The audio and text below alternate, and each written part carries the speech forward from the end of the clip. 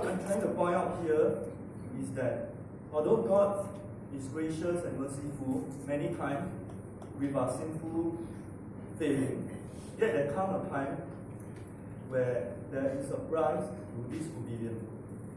Now, when we follow God's will readily, we often experience God's best and perfect plan for us.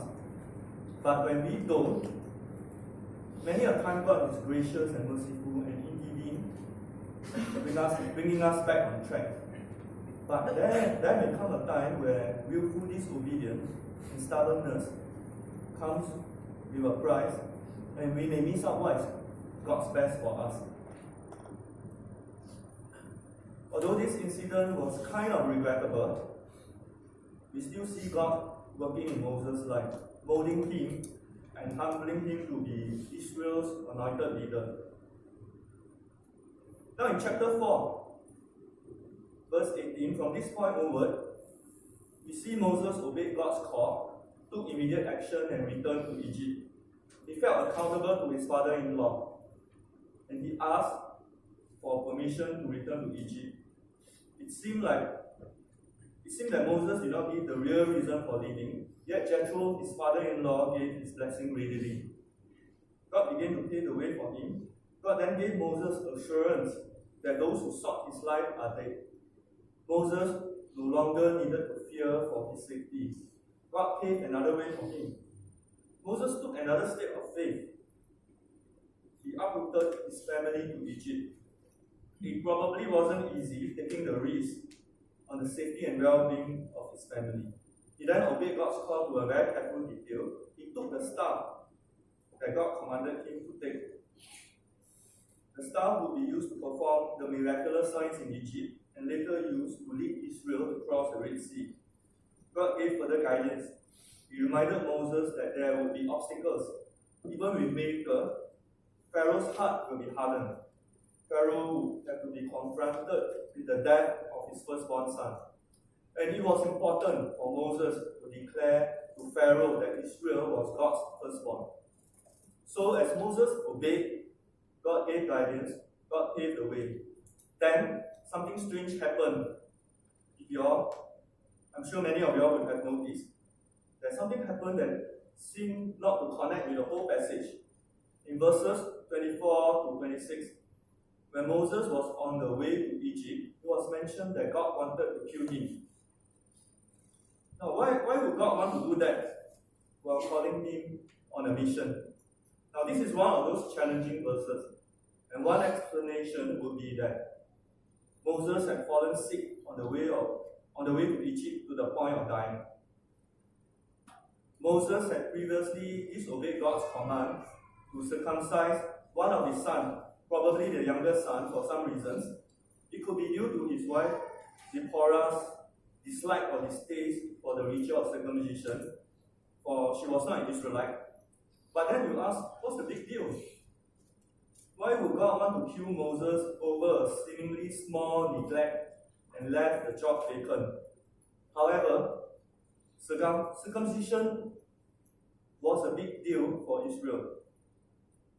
Circumcision was given to Abraham as a covenantal sign between God and Abraham that Israel belonged to God. Any descendant of Abraham who refused circumcision was declaring himself to be outside God's covenant and cut off from his people.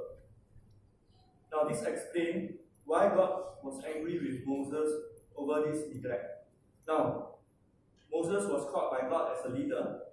The task was to fulfill God's covenant made to Abraham. So how could Moses serve as such when he failed to circumcise his son? Furthermore, Moses eventually would be the nation's lawgiver, so he had to lead by example. God intervened when Moses' wife apparently understood the whole situation and circumcised their son, sparing Moses from death. Now this incident leads us to think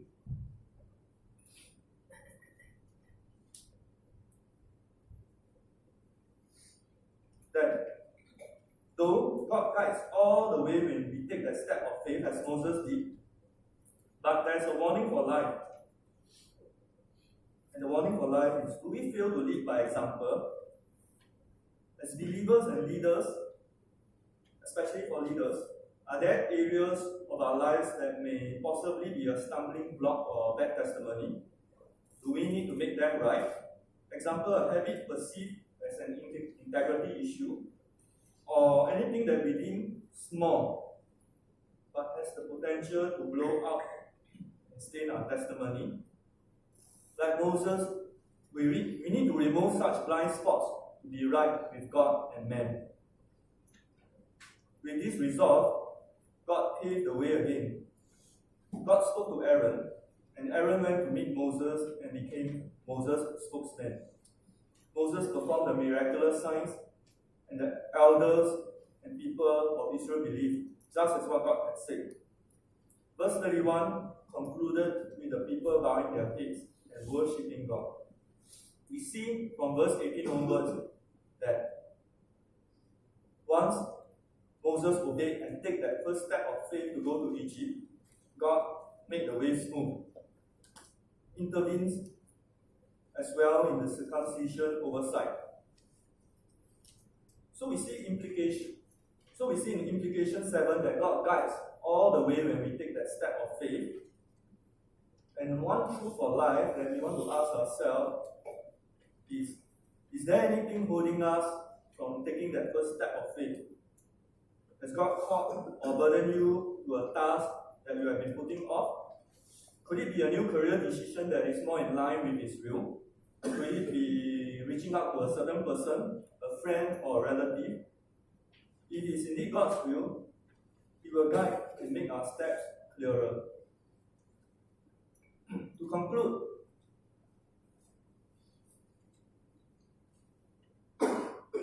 one of the main lessons we learn from today's passage is that God can be trusted when He places upon us a very difficult task.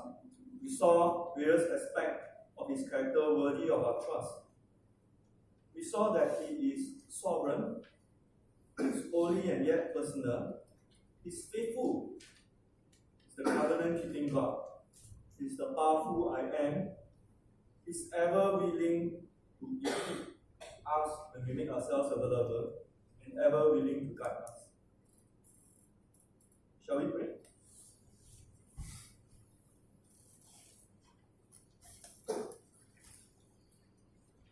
Father, we thank you for helping us to see lessons from the life of your servant Moses.